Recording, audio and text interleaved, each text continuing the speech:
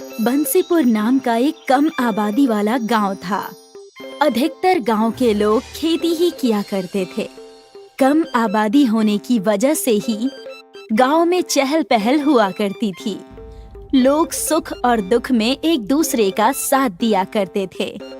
बंसीपुर गांव जंगल के करीब होने की वजह से वहां का नजारा बहुत ही खूबसूरत नजर आता था। लोग एक बार देखते तो देखते ही रह जाते। इसी वजह से गांव और प्यारा और सुंदर दिखता था। बंसीपुर गांव के लोग छोटे छोटे काम करके अपना घर चलाया करते थे। कोई लकड़ी काट कर तो कोई खेती करके। जैसा गांव बाहर से सुंदर दिखता वैसा ही अंदर से भी। एक बार एक बड़े शहर के व्यापारी की नजर उस गांव पर पड़ी, जो वहां घूमने गया हुआ था। क्यों भाई, क्या हाल है? मैं शहर से आया हूँ और आपका बंसीपुर गांव तो कमाल का है। यहाँ आते ही मेरे आंखों ने इतने प्यारे नज़ारे देखे कि मेरा यहीं बस जाने का मन कर रहा है। हाँ, इस गांव और उस जंगल और यहाँ के नज़ारे की बात ही कुछ और है। और अब तो कई लोग बाहर से घूमने भी आते हैं। सब यहाँ का नज़ारा और यहाँ के भोजन का खूब आनंद लेते हैं। ये तो बहुत ही अच्छी बात है। मैं भी यहाँ पर एक व्यापार करने की सोच रहा हूँ। यहाँ के नज़ारे बाहर से आए लोगों को बहुत पसंद आते हैं। जी, ये बात तो है। और आप भी यहाँ ठहरना चाहो तो ठहर सकते हो। बस इसके लिए आपको कुछ जमीनें ही तो खरीदनी है। कुछ ही दूर में वन विभाग का कार्यालय है, वहाँ जाकर आप देख लीजिए। जैसे ही शहरी व्यापारी यानी विजय ने ये बात सुनी, वो तुरंत ही वन विभाग के कार्यालय घूमते घूमते जा पहुंचा। विजय को देखते ही वन विभाग के कर्मचारी समझ गए कि जरूर कोई बड़ी मछली हाथ लगी है। जी कहिए, क्या बात हो गई? जी, मैं यहाँ पर एक बड़ा सौदा करने आया हूँ। पूरे 100 एकड़ और उसमें एक बड़ा सा रिसोर्ट बनाकर वहाँ लोगों को एक बेहतरीन सुविधा देना चाहता हूँ। एक तरफ गांव की सुंदरता और मधुरता, एक तरफ मेरा छोटा सा रिसोर्ट। और तो और ये आपके फायदे की बात है। आपको देखते ही समझ गया था कि आज का दिन हमारा अच्छा जाने वाला है। हमें ये सौदा मंजूर है। जल्द से जल्द आप कागजात और पैसे तैयार कीजिए। वन के 100 एकड़ ही तो हैं। बहुत बड़ा जंगल है और इससे हमें और सरकार दोनों को फायदा है। विजय ये बात सुनकर बड़ा खुश होता है और बंसीपुर जंगल के थोड़े से हिस्से में अपना रिजॉर्ट बनाता है, जहां से सारा नजारा दिखे। रिजॉर्ट के होने से लोग दूर दूर से वहां अपने परिवार के साथ आकर वहां का माहौल खूब एंजॉय करते हैं। लोग अपने पूरे परिवार के साथ वहां घूमने आया करते थे। कपल्स हनीमून के लिए आया करते थे। गांव की चहल पहल से विजय का व्यापार ज्यादा और अच्छा चलने लगा था। गांव के चहल पहल में लोग अपने मन की शांति ढूंढते और इसी के चलते विजय का मुनाफा और ज्यादा होता।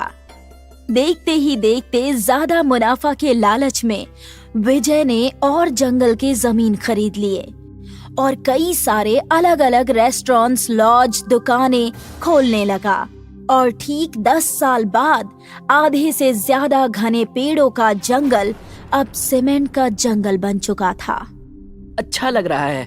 भगवान करे कि सब ऐसे ही कुशल मंगल चलता रहे। लेकिन कुछ दिनों से टूरिस्ट और व्यवसाय अच्छा नहीं हो पा रहा। पता लगाना पड़ेगा कि क्या बात है। घनशू! यस सर, मैंने कॉफी और चाय लगा दी है। आपको और कुछ चाहिए? आजकल हमारे यहाँ इतने कम टूरिस्ट क्यों आ रहे हैं?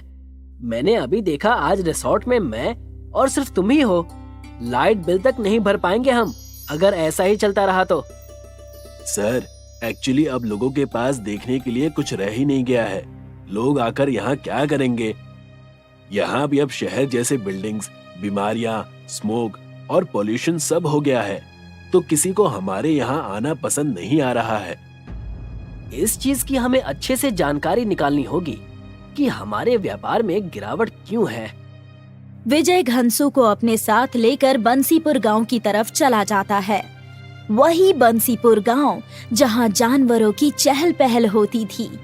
वो गांव कच्चे घरों से बना हुआ करता था।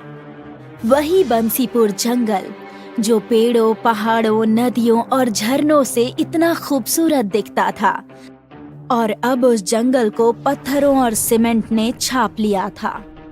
कैसे हैं मालिक आप तो पूरे बदल गए, लेकिन ठाट बाट तो पहले जैसे ही हैं। मैं बहुत अच्छा हूँ भोला, लेकिन ये गांव के सारे घर और व्यक्ति कहाँ चले गए? कोई नजर नहीं आ रहा है। क्या बताऊं मालिक मैं, वो कहते हैं सड़क अब आई है हमारे गांव, जब सारा गांव शहर जा चुका है। अब यहाँ आकर कोई क्या करे? यहाँ सांस लेना मतलब अपने फेफड़ों को बीमारी का न्योता देना है। हर जगह बीमारियां फैल रही हैं। ये बहुत बड़ी समस्या है, और इस चीज के पीछे ऐसा लग रहा है कहीं ना कहीं मेरी गलती है। सालों पहले इस गांव और जंगल को मैंने सीमेंट का जंगल बना दिया। सर, इसी वजह से तो लोग पहले जंगल जाकर वहाँ सफारी करके जानवरों को देखा करते थे। इसी में हमारे ही कई प्रोजेक्ट में हमने उन जानवरों को जू में भेज दिया। यहाँ तो अब जंगल बचा ही नहीं, सब सीमेंट का जंगल बन चुका है। अगर सब ऐसा ही चलता रहा तो प्रकृति बचेगी ही नहीं, और इसी वजह से हमारा व्यापार भी नहीं चल रहा। हमने प्रकृति के साथ बहुत बड़ी गलती की है। इस चीज को हमें जल्द से जल्द सुधारना होगा। तब विजय अपने सारे कर्मचारियों को बुलाकर कहता है, मैं जो अब कहने जा रहा हूँ उसे अब एकदम ध्यान से सुनना। अब से हम हमेशा अपने साथ बीज यानी सीड्स लेकर चलेंगे। अगर कहीं कोई एक पेड़ कटेगा तो हम उसकी जगह 20 पेड़ लगाएंगे या उससे ज्यादा ही। यस सर, आपने बिल्कुल सही कहा, और इससे हमारी प्रकृति और भी अच्छी हो जाएगी। अब से हम हर रोज पौधे लगाएंगे। सारे ही लोग हर जगह पौधे लगाने लगते हैं। बंसीपुर के जंगल और गांव को पहले की तरह बनाने की कोशिश करने लगते हैं। देखते ही देखते उनके प्रण ने ये कर दिखाया, और सीमेंट का जंगल अब बदलने लगा। छोटे छोटे पौधे अब बड़े बड़े पेड़ बनने लगे, कोई आम का तो कोई नीम का। कुछ साल बीत चुके थे। मालिक, मैंने आपसे कहा था हम अगर प्रकृति की सेवा करेंगे तो प्रकृति हमारी भी देखभाल करेगी। मैं हर चीज बस व्यापार समझता था। मुझे आज समझ में आ रहा है कि व्यापार और प्रकृति दोनों को बचाया जा सकता है।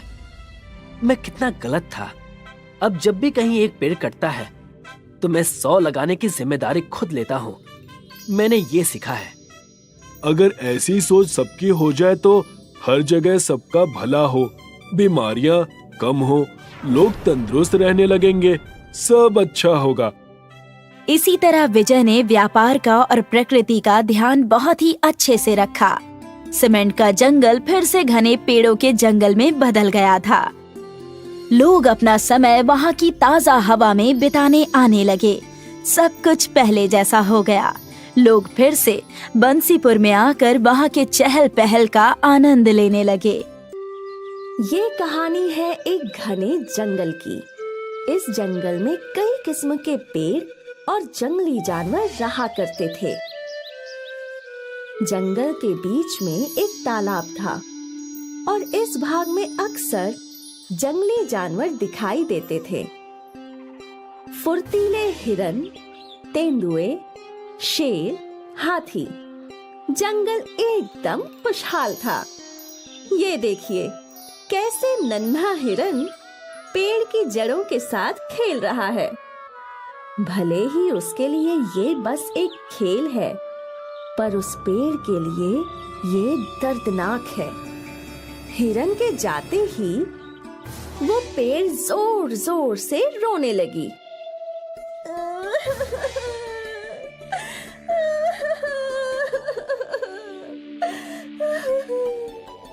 अक्सर पेड़ों को जानवरों से बहुत वेदनाएं मिला करती थी।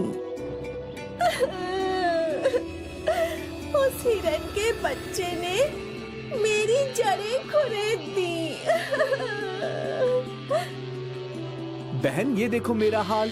पक्षियों ने मुझे कितना गंदा कर दिया है। यहीं बैठते हैं और यहीं पर गंदगी भी करते हैं। हाँ, ये जानवर और पक्षी बहुत गंदे प्राणी होते हैं। मेरा बस चले तो इन्हें मेरी छाया में बैठने ही ना दूं। क्यों ना हम कुछ ऐसा करें जिससे जानवर और पक्षी हम पर बैठे ही नहीं। इन सभी पेड़ों की बातें बूढ़ा बरगद का पेड़ सुन रहा था। मुझे नहीं लगता कि ये सही होगा। हमारा जीवन और पशु पक्षियों का जीवन जुड़ा हुआ है। हम उन्हें अपनी छाया से वंचित नहीं कर सकते हैं। बरगद भाई, आप हम सब में बड़े हैं, पर आप बूढ़े हैं और आपके विचार भी बूढ़े हो चुके हैं। ये पशु पक्षी रोज हमें नुकसान करते हैं और हम चुपचाप सहते रहते हैं। ये कहाँ का न्याय हुआ? ये तो गलत बात है। हमें जानवरों और पशु पक्षियों को सबक सिखाना ही होगा और इसके लिए मेरे पास एक उपाय है। साल के पेड़ ने अपनी योजना सभी पेड़ों को सुनाई। सबके चेहरों पर मुस्कान आ गई, सिवाय बरगद के पेड़ के। बरगद का पेड़ सहमत नहीं था। मुझे ये सब सही नहीं लग रहा। हमें ये नहीं करना चाहिए। भैया, आप तो रहने ही दीजिए। आपको तो हर चीज में बुराई दिखती है। पर इससे सब कुछ उथल पुथल हो जाएगा। ये गलत है। हम ये करके ही रहेंगे। आपको ये नहीं करना है तो आप ना कीजिए, पर हमारे रास्ते में रोड़ा भी मत बनिए। समझ गए आप? सारे पेड़ों ने बरगद के पेड़ की बात नहीं सुनी और वो अपने फैसले पर डटे रहे। कुछ देर बाद एक तेंदुआ साल के पेड़ के साए में बैठ गया। साल का पेड़ इस ताक में था और फिर अचानक साल का पेड़ जोर जोर से हिलने लगा। उसके पत्ते गिरने लगे और एक टहनी टूटकर तेंदुए के सिर पर गिरी और वो डर के मारे भाग गया। देखा मेरा कमाल? मजा आ गया। ये तो बहुत बढ़िया था। अब से हम ऐसा ही करेंगे। क्या इससे पक्षी भी भागेंगे? जब इतना बड़ा तेंदुआ डर से कांप सकता है तो पक्षी तो बहुत छोटी चीज है मेरे भाई। हाँ, बिल्कुल सही। कुछ देर बाद संतरे के पेड़ पर कुछ पक्षी आकर बैठे। साल भैया, मुझे देखो। संतरे के पेड़ ने भी वही किया। वो जोर जोर से हिलने लगी। उसने अपनी टहनियां हिलाई और सारे पक्षी फुर से उड़ गए। वाह वाह, ये तो बहुत बढ़िया है। देखो सब कैसे भाग गए। बहुत अच्छे। ये सब गलत है, ऐसा मत करो। हम तो ऐसा ही करेंगे। आपको पशु पक्षियों को सहारा देना है तो आप दीजिए। एक बार फिर पेड़ों ने बरगद के पेड़ की बात नहीं सुनी। अगली बारी आम के पेड़ की थी। आम के पेड़ पर बंदर आया। आम ने अपनी टहनी से बंदर की पिटाई की। बेचारा बंदर डर के मारे भाग गया। आज पहली बार मुझे खुशी मिल रही है। ये बंदर मेरे आम पकने से पहले ही तोड़कर खाने लगते थे। आज इसे सबक सिखाकर मजा आ गया। तो तय रहा, आज से हम किसी भी पशु पक्षी को हमारी छाया में बैठने नहीं देंगे और ना ही उन्हें हमें नुकसान पहुंचाने देंगे। बिल्कुल सही। लेकिन अगर तुम लोग पशु पक्षियों को सहारा नहीं दोगे तो वो कहाँ जाएंगे? वो कहीं भी जाएं, उससे हमें क्या? हमें बस इतना पता है कि पशु पक्षी हमें नुकसान पहुंचाते हैं, बस। बरगद के पेड़ ने एक और कोशिश की। इस बार भी उसकी बात किसी ने नहीं सुनी। उस दिन से वो तीनों पेड़ पशु और पक्षियों को डराकर भगाने लगे। धीरे धीरे पशु पक्षी वहाँ कम आने लगे। अब वहाँ बिल्कुल शांति थी। कितना अच्छा लगता है ना? यहाँ बस हम हैं और कोई नहीं। कोई भी हमें परेशान नहीं कर सकता।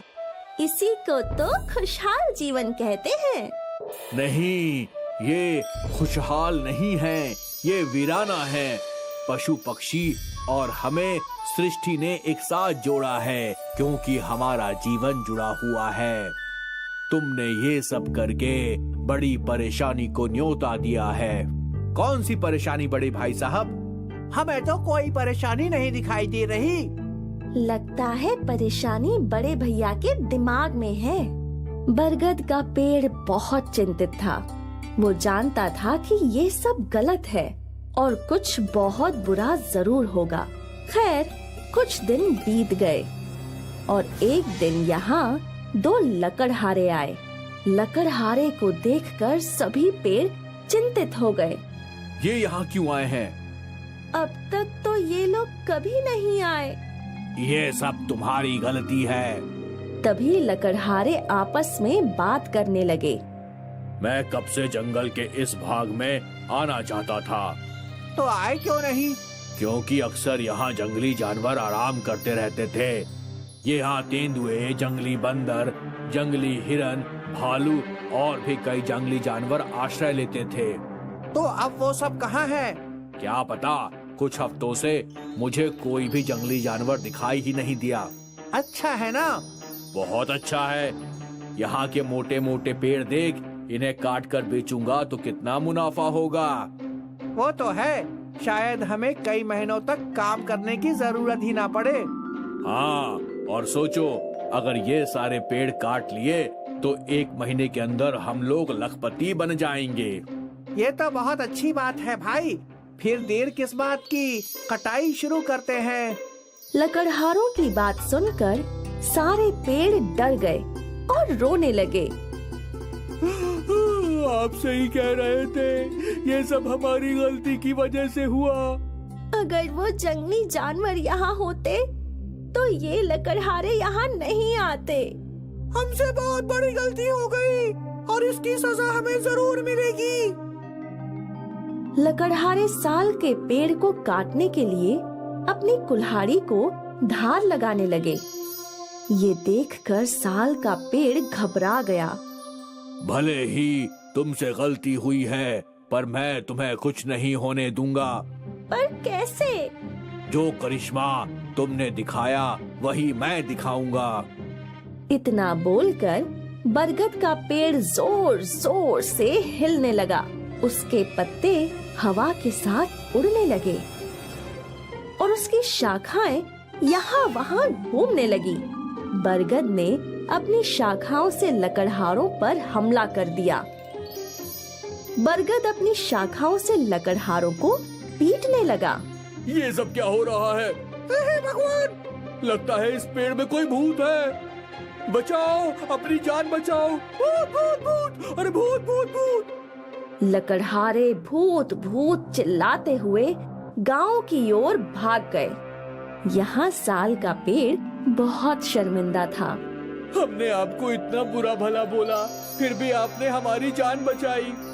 हमें माफ कर दीजिए। हम अपनी गलतियों के लिए शर्मिंदा हैं भाई साहब।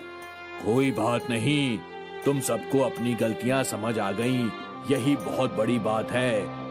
अब किसी जानवर या पशु पक्षी को भगाना मत। बिल्कुल नहीं। लकड़हारों ने इंसानों में ये बात फैला दी कि बरगद के पेड़ में भूत रहते हैं। पर यहाँ जंगल में बरगद का पेड़ खुश था कि उसने अपने साथियों की रक्षा की। एक बार फिर पशु पक्षी उन पेड़ों पर लौट आए। फिर कभी किसी लकड़हारे ने जंगल के इस भाग में जाने की हिम्मत नहीं की।